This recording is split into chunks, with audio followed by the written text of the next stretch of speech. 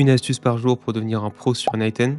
Allez, c'est parti. Aujourd'hui, on va parler de ce petit module, le Schedule Trigger, qui va être très pratique pour pouvoir trigger notre workflow à des instants déterminés. Donc sa configuration de base nous permet de faire pas mal de choses déjà, mais on va vite se retrouver limité pour des cas précis d'utilisation. Typiquement, on va manquer de granularité au niveau du paramétrage des secondes, car le Schedule Trigger s'arrête majoritairement au niveau des minutes. Par exemple, ici, je peux configurer un intervalle toutes les minutes, ou quand je clique sur heure, je peux choisir un intervalle d'heures et de minutes. Aussi, dans des cas business très précis, je vais me retrouver bloqué, car typiquement dans cet exemple, j'aimerais surveiller et envoyer des emails sur une plage horaire, donc de 8h à 17h, tous les jours, pendant des jours de semaine. Avec le Schedule Trigger et la configuration classique, on ne peut pas faire ça. Ce que vous pouvez faire en revanche, c'est aller sur le Schedule Trigger et activer la partie Custom cron. Ici, vous pourrez rentrer une expression. Le cron, c'est une commande qui va permettre de déterminer à un système quel moment être exécuté. Sur le site d'N8N, on a accès à différentes informations pour pouvoir configurer des expressions cron et pouvoir ainsi exécuter votre flow à des durées déterminées. Pour pouvoir vous entraîner avec ces expressions, vous pouvez directement aller sur le site crontab Guru. Donc le cron est configuré de la façon suivante. On a un caractère pour les minutes, un pour les heures, un pour les jours, donc les jours du mois, donc de 1 à 31, pour le mois,